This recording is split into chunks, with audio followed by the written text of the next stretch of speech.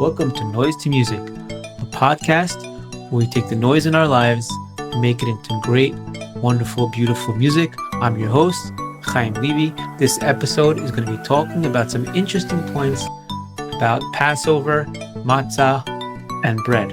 Thank you for joining. Let's dive right in. Question number one. Ready? What is the actual Torah obligation of eating matzah? Meaning, like, what, Wednesday night is Pesach, so we're going to have the holiday coming in. So we want to know what's the actual obligation of eating matzah. What are you obligated in? And part B of that is what makes this mitzvah unique for women. Okay, there's something very unique to the obligation of eating matzah on Pesach that's very unique for women. Question number two. If Pesach celebrates freedom, why do we eat matzah, which is associated with slavery?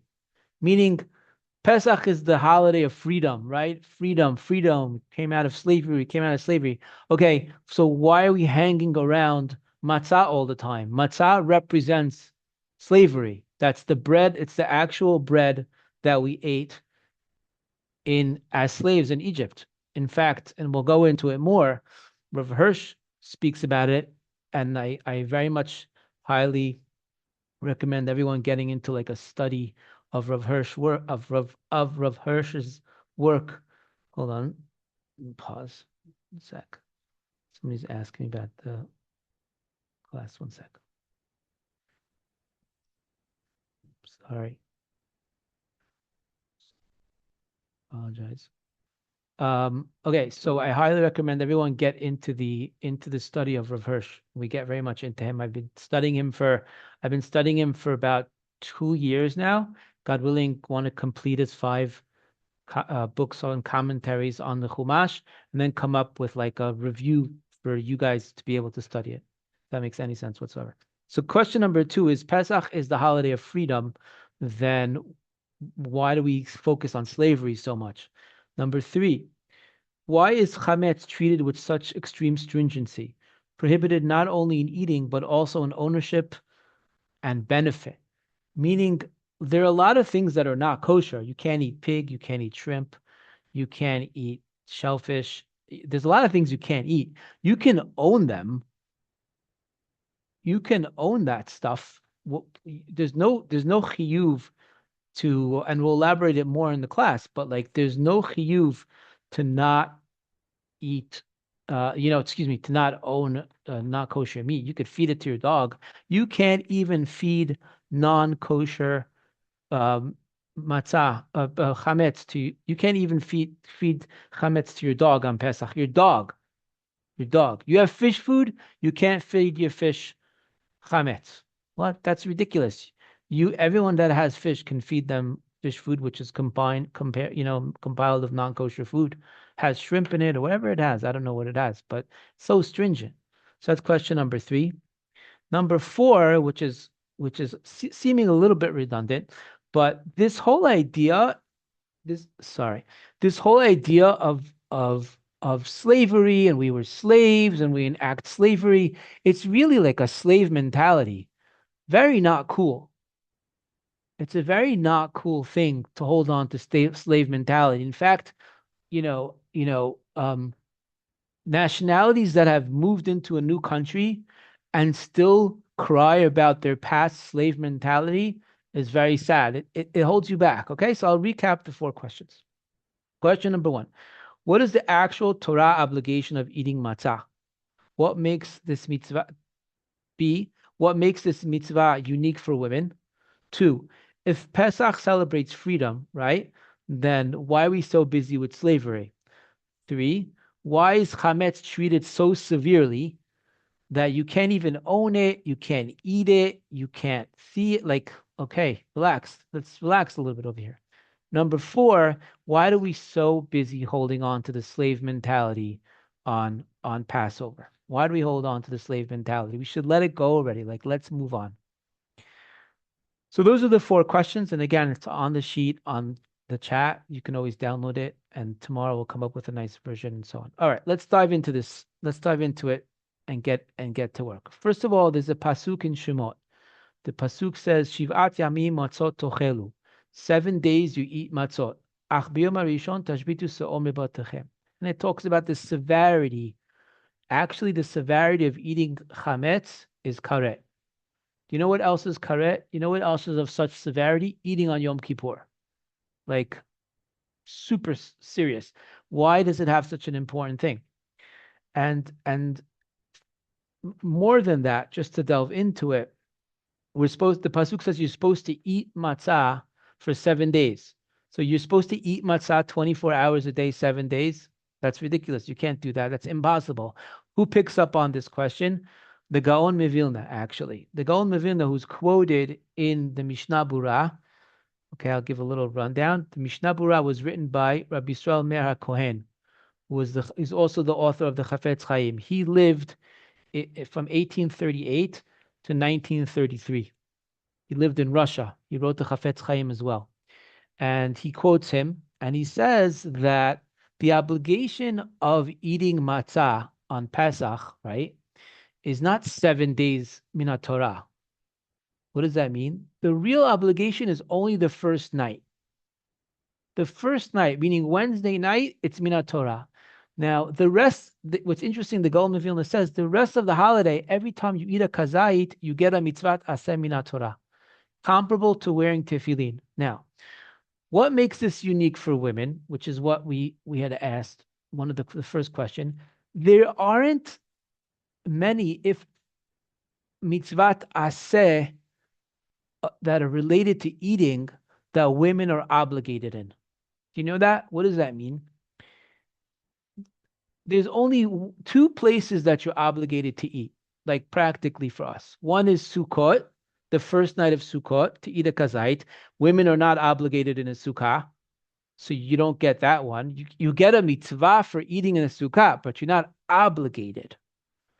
And the second time you're obligated in eating practically for us in our generation, other than Korbanot, is the first night of Pesach, Wednesday night. So you have not only the men, but the women have a positive obligation to eat matzah on Wednesday night. And the men have a positive obligation to eat also on Wednesday night. But what makes this unique is that you don't have an obligation for tefillin. You don't, the positive obligations are very rare in the women's world.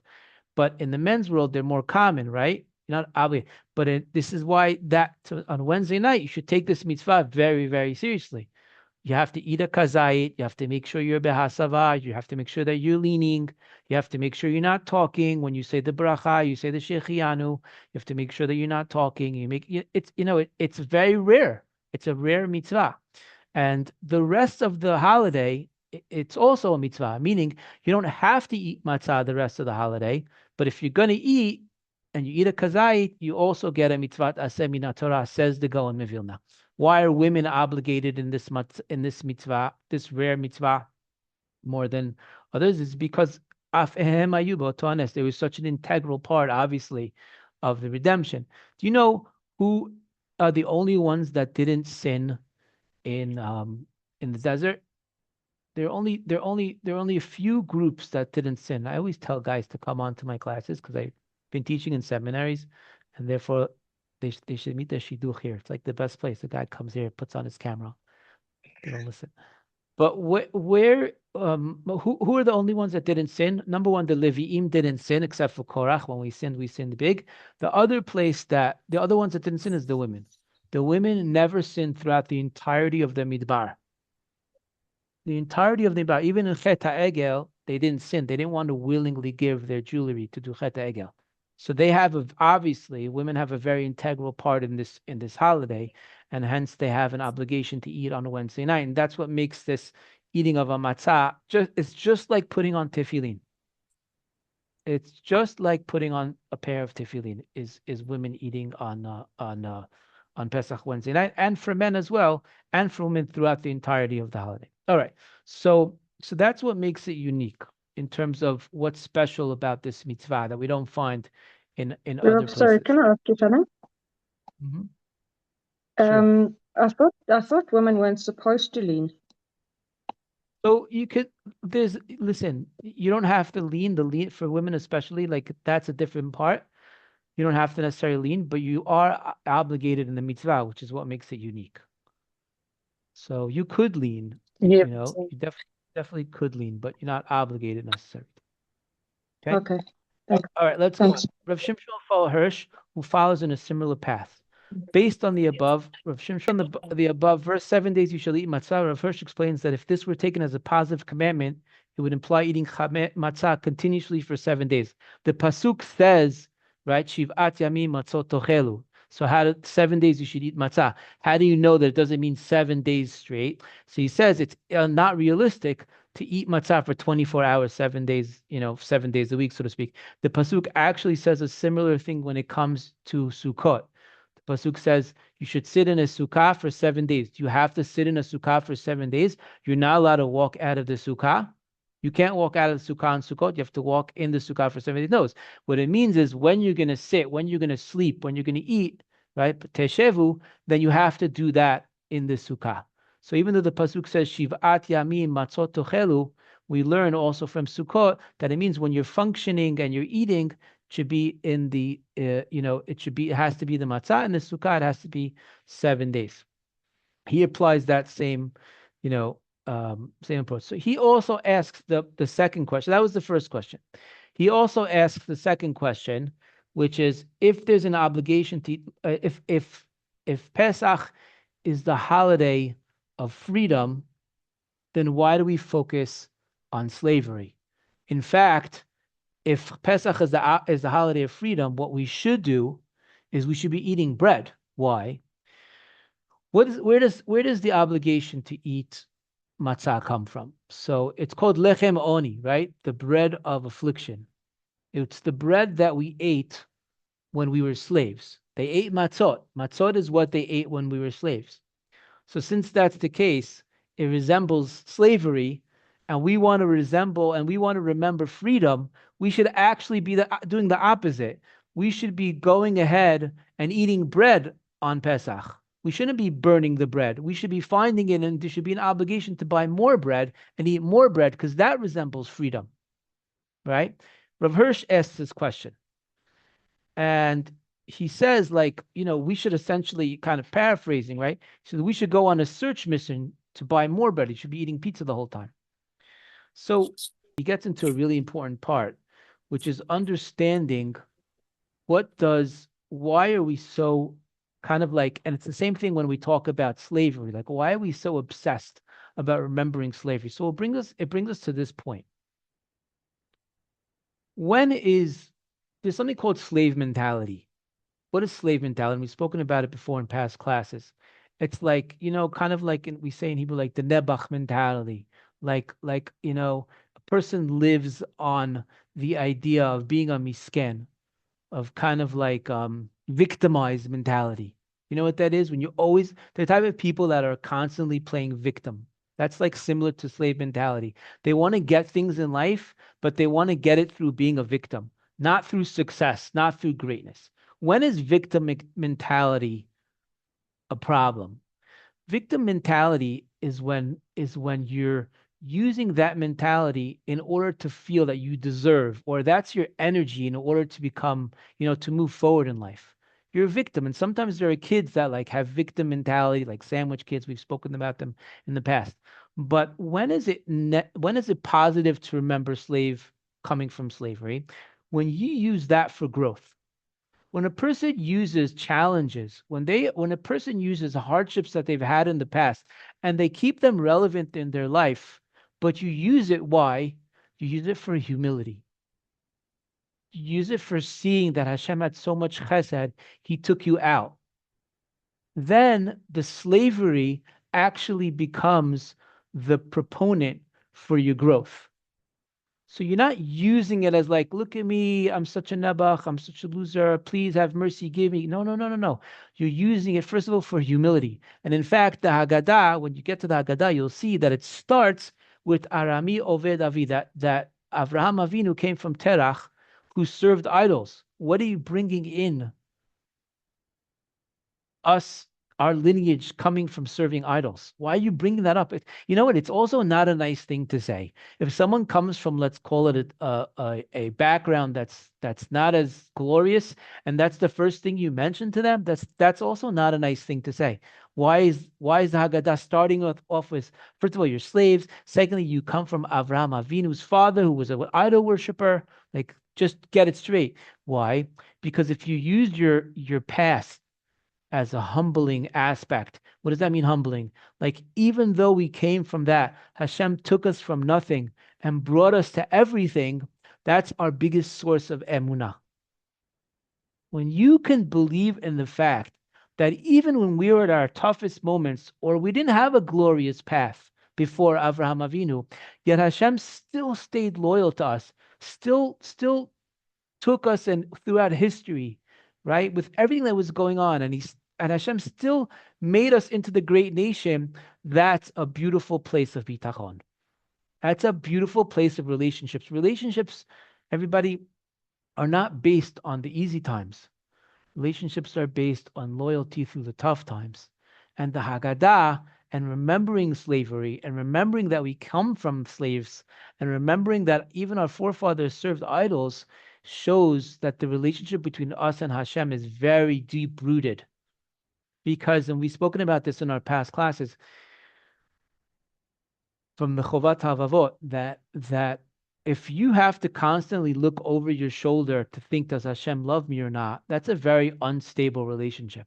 You're walking on eggshells. Anyone that's ever been in a relationship where you have to walk on eggshells, then you don't feel safe. You don't feel secure. You don't want to be in that type of relationship. You don't want to be in that type of friendship. You don't want to be in that type of marriage. You don't want to be in that type of company. If every little thing you do, your job is on the line, I don't want to be there. But the Haggadah says, no, I just want you all to know, Bnei Israel, I started with you. Hashem says, your father's father was an idol worshiper, and you were slaves. I want you to know that. I want you to remember that. And I'll be with you even in the toughest times. And that's Jewish history, by the way. Like, Hashem is true to his word. I'll be with you even in the toughest moments. But on an individual basis, this is so key. A person has to ingrain that within themselves. You're doing mitzvot and we're serving Hashem because we want that connection with him, because you want to have that relationship. But feel confident in that relationship. Feel confident in the fact that Hashem is always going to be with you, right? Gam ki elech begetz al mavet, even if I walk in the pits of hell, right? Lo yarara, I won't be scared, ki atay imadi, because you're with me. So you feel that level of confidence, you feel that level of security. And that's the foundation of our bitachon. That's the foundation of our trust. So slave mentality, right, is negative if you use it as a crutch because you feel like you deserve things because of it. If you use it as a motivator, as a source of belief, as a source of humility, as a source of trust in God, it's the most powerful tool. It's very grounding. Okay, and I'll read what I wrote here on the sheet. The answer lies in the key outlook of Judaism. Slave mentality in your past is only negative if you use it as an excuse. You feel sorry for yourself. But if you use your past, even slavery, even the fact that your ancestors came from idol worships to inspire your future, it's an integral foundation. All right. Now, so another point that we had spoken about is, why is chametz, and it links directly and so stringent, meaning you could own pork, you could own shrimp, you could sell shrimp, you could feed it to your fish, but chametz, you have to eradicate it. You can't even own it. There's 3 levels of chametz on Pesach. You can't eat it, you can't own it, and you can't enjoy from it. Can't eat it is clear. You can't own it, right? If you have chametz in your house, we sell it, and we sell it to someone else, to a non-Jew, and so on and so forth. And you can't even derive benefit. What does that mean? Like you can't feed it to your dog. We don't find that almost anywhere else. Why is that so severe? So Rav Hirsch goes into the fact because it wants to ingrain, and this is directly linked into what we were saying. Rav Hirsch goes into the fact that this is directly ingrained into our relationship with Hashem. Hashem wants us to understand, I just want you to know from how deep I brought you out, and I stuck with you What does that mean? When you were in Egypt as a slave, you didn't own your own food. You weren't the decider of how you spent your time. You had no rights and no capacity to enjoy or control and so on. You couldn't, just like the chametz, you couldn't control it, you can't eat it, you can't even own it, and so on and so forth. When you were a slave in Egypt, you had no say over yourself. And I brought you out all the way from there, all the way to the top, all the way to Matan Torah, because our relationship with chametz, Hashem is saying, I want you to understand that was where you were as a slave. You had no rights, no presence, and I took you out from all of that. I took you out from all of that, and I brought you to all the way to Matan Torah, all the way to Eretz Yisrael, all the way to the Bet HaMikdash, and I stuck with you. So not having ownership of chametz and that relationship of not eating it, not having pleasure in it, and so on and so forth, is indicative of where we were. It's the rights that we had in Egypt. However, with that said, there's another beautiful point. Chametz, matzah, represents two different things. It represents freedom and represents slavery at the same time. And if you go to the Haggadah, you'll see that we make a sandwich like Hillel, right? Hillel Zaken used to make a sandwich. You make a sandwich with charoset and so on. Why? Because he takes essentially, he puts the two things together. How does he put them together? Hillel, it says he was walking once with his students, and he saw his students, and he comes to his town, and there was screaming coming. And he said, this screaming is not from my house. They said, how do you know? He says, in my house, even in the most challenging situations, we never get to a point of screaming, right? We've spoken in the past about Yosef HaTzadik. Whoever's consistent with our classes knows, talk about Yosef HaTzadik and that a Jew never gets desperate. There's no concept of desperation. You always take the negative and the positive and you make them into one, and you have hope. The sandwich by Hillel was the same thing. It's taking two pieces. The fact that matzah represents slavery and it represents freedom, and we make it into one. We make it into one sandwich. So the matzah is very interesting. It represents slavery and it represents freedom. Now, we'd also asked, why don't we abstain from eating any bread? If matzah represents slavery and so on, then we shouldn't have any bread the entire year, right? For example, not kosher meat or pig or whatever it is. It's never mutar because it's not good spiritually. So if it's not good, there's no 7 days that it's allowed. No, if chametz represents the Yetzer Hara, right? It represents the Yetzer Hara, and bread represents the ego because it's bloated and it has yeast and it's full of myself, me, myself, and I, and matzah represents humility. So then the question that you should ask on your Pesach table is, if the matzah represents the Yetzer Hara, if bread represents the Yetzer Hara, why is it allowed throughout the year?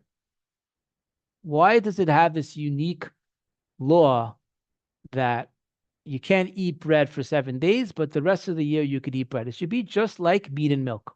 It's forbidden all the time. It should be just like eating pork. It should be forbidden all of the time. Why does it have this special status? So the Ben Ish Chai, right? He lived in Iraq in 1832 to 1909. He asked this question. He says it's very unique, this presence of chametz and matzah. And he gives a beautiful parable. You have to say this story on the Haggadah table. You have to say it. It's a beautiful, beautiful mashal. There was a robber, a thief, that was caught by a policeman in a certain town. And he was destined to be sitting for many, many years in jail. So the policeman catches him, and he ties their two hands together, and he's walking him back to the jail, says the Ben Ish Chai. It's just a story.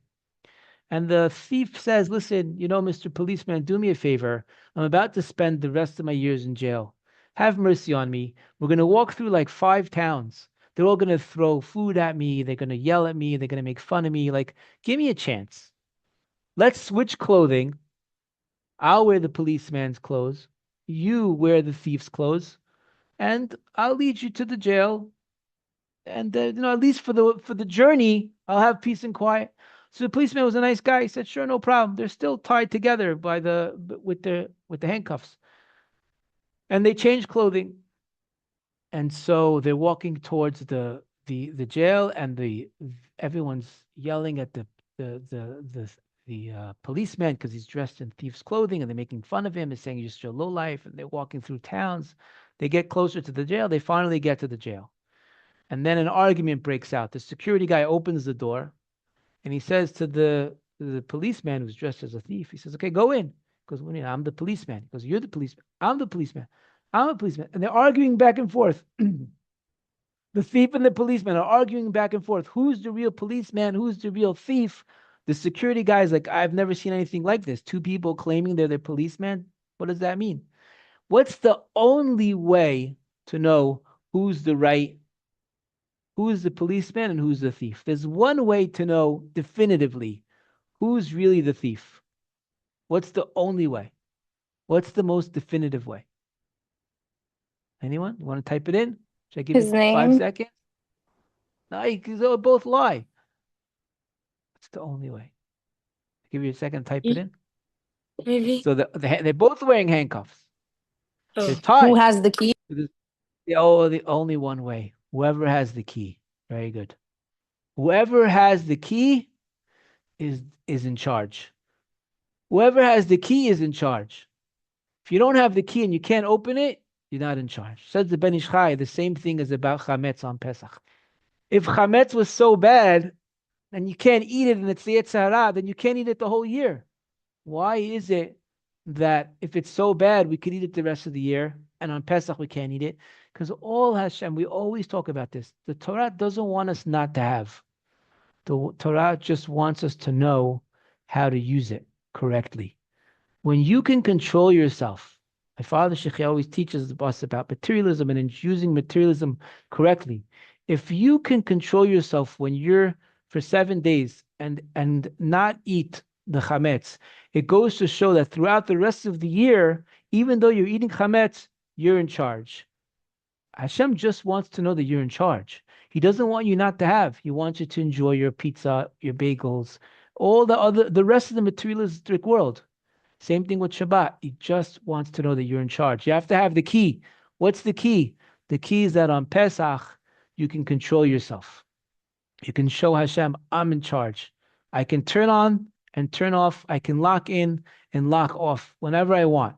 That's the story you're going to say on the Pesach table. So I'll recap the 4 questions and go through one by one. The first thing is we spoke about what's the actual Torah obligation of eating matzah. So it's the first night only. And what makes it unique for women is that it's a kazait, and that they don't have other obligations of positive of eating with food throughout the year, comparable to putting on tefillin. The second, we had spoken about if Pesach celebrates freedom, why do we eat matzah, which represents essentially slavery. One of the sides of it is slavery. So the answer is because slavery, and it also includes the 4th question and slave mentality is not negative. It's negative if you use it as a motivator, as a crutch, as a victimization in life. If you use it as a motivator to know and to humble you and to know where you came from and the relationship that Hashem has with us, it's the biggest source of bitachon, of trust in God. Not as a victim, but as a motivator for the future and the beauty of the authenticity of relationship with God. And then we had spoken about why is chametz treated with such stringency. So the answer is because God doesn't want us not to have.